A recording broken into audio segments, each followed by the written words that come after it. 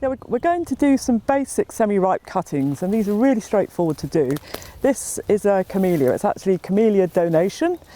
Normally here we actually do quite big heel cuttings. So what I'm looking for is clean material that is typical of the plant. No sign of disease, no sign of any kind of health problem. So just to preserve the plant, you go back to the next leaf joint and just click there. And then that's going to give you 4 decent cuttings. Basically, you want a heel of the old wood. This is all this year's growth. You just heel them off like that. And that's going to give you 4 nice cuttings. We'll prepare these and then they actually get placed in a heated bench. There's a heated cable in the bench. There is a mix of peat and perlite or a peat alternative, and it will be under a mist system. But that is the basic cutting. We will have to do a lot of preparatory work on it. So that's the first one of 3 different things we're going to collect. I'm just going to hold that for a second, but this is something else that we do in a similar way. Again, you're looking for nice, clean, this year's growth. This is ideal for a cutting. This is Lomatia ferruginea.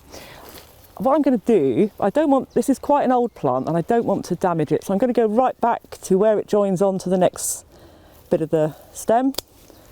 You're going to waste all that. Well, obviously that's just dead wood, but the stuff we want for the cuttings, if you can see, this is brand new growth. It's lovely, it's springy, so it feels like it's full of life. When you get into this is last year's growth and it's actually quite woody, so we're going to go under there for a cutting. Again, we'll take it back and do it in the mist house. And you can also get another little tiny one. If we've got enough material, we'd actually go for a cutting about that size, really, about 4 inches, but that's going to be fine. I mean, you could do that as a heel if you wanted, but that's going to make a nice little cutting. One of the things you have to do is turn it over, check for pest and disease. This often has a little tiny, you can just see a little tiny type of scale on that, so we will take those off when we get back, as soon as we get back. So that's a couple of cuttings. I'm just going to bend down and pick something up if you want to, excuse me.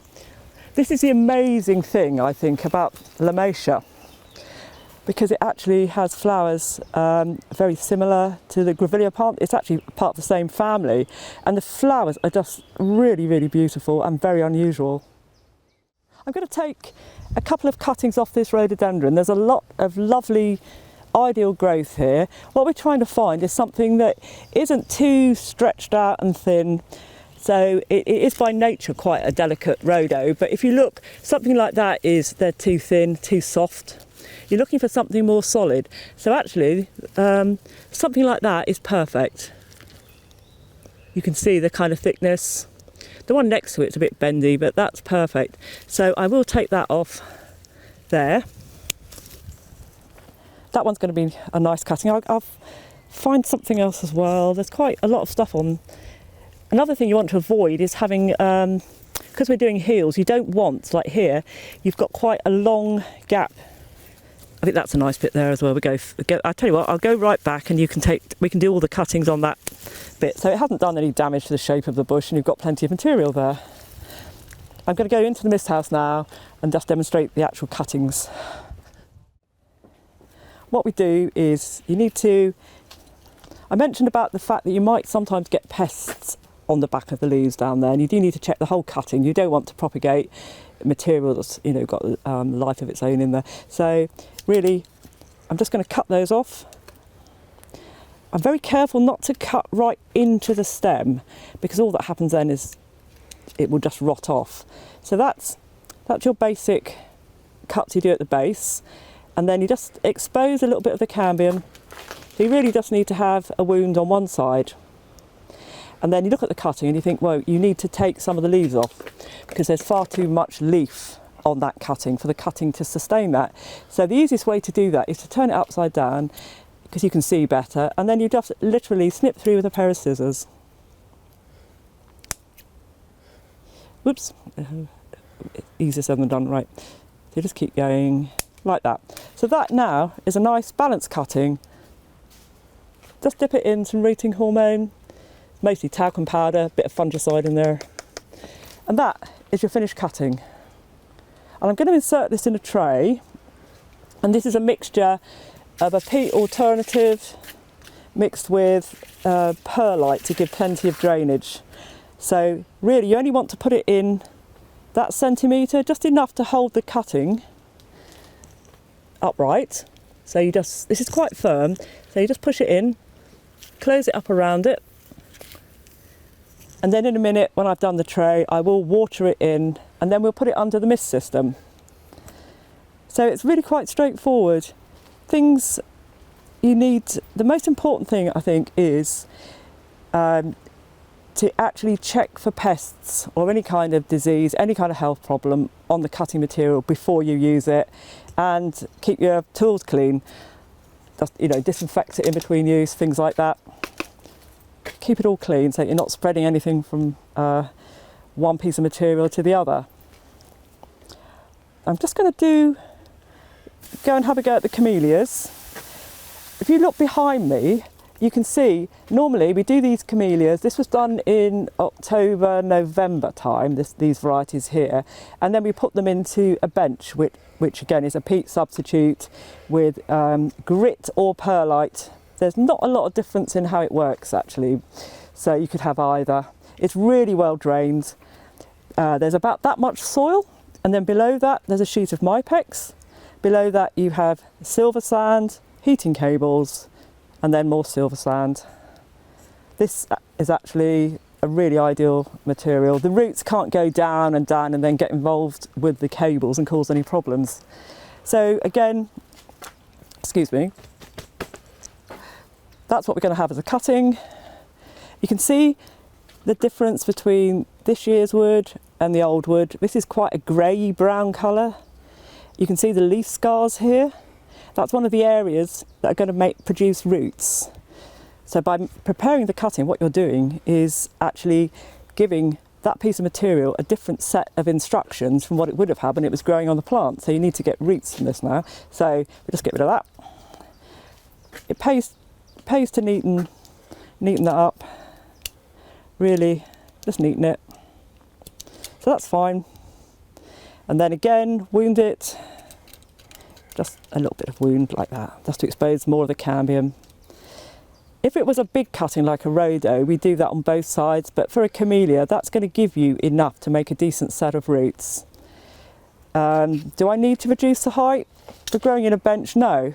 So I would dip it in that, and then it would go, this is a bit untidy at the moment, chaps, but yeah, I would actually put that in a row like that, about 1.5 inches apart. And then as you can see that they root quite happily in that. If you only had a tiny piece of cutting material like that, you could do, certainly at this time of year, you could do leaf bud cuttings. So it's a sloping cut above a bud, making sure that the bottom of the cut never goes below the bud. If it goes below the bud, that will all die back. So if you've only got a tiny bit of material, you want to get as many plants as possible, you would go like that, and then you'd neaten this off, wound it a bit. That's fine, that one. Wound it a bit, and you can do the same to that. I might keep both on that. Wound it. I'd probably, you need to reduce, just to reduce the size of the leaf. And then dip.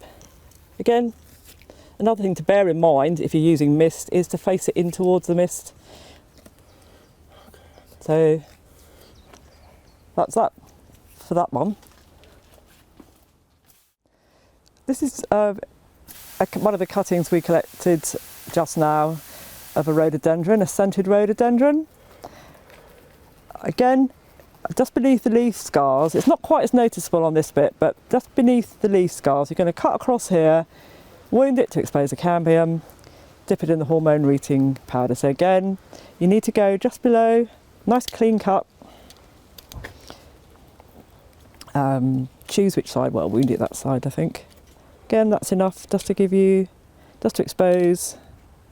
It's quite easy to go in too far, so try not to do that, because you don't really want the pith, you just want that layer there exposed. You can just see it around the edge. Now that, as it is okay as a cutting because it's quite balanced. You're not losing too much water through the leaves in proportion to the actual width and length of the stem, so that's in balance. So that's fine as it is. But if you wanted to take off a couple of leaves, if you bear in mind that if you cut the leaf, it's very easy for a fungal infection or something to get into the plant. Sometimes it's better just to remove the leaf entirely. So if you look at that and I think, right, I'm going to take this big one out here. So the easiest way to do that, again, cut away from the join, give it about half a centimetre or a centimetre. You don't need to do anything else because that will seal itself up and it will die off on its own and it will just fall off. So that gives you perhaps a better, better balance. So dip it in the hormone rooting powder. And again, facing the mist.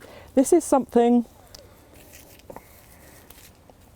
you need to bear in mind, is that we have a mist system here. You need to have the leaves phasing into the mist rather than it hitting the back of the plant.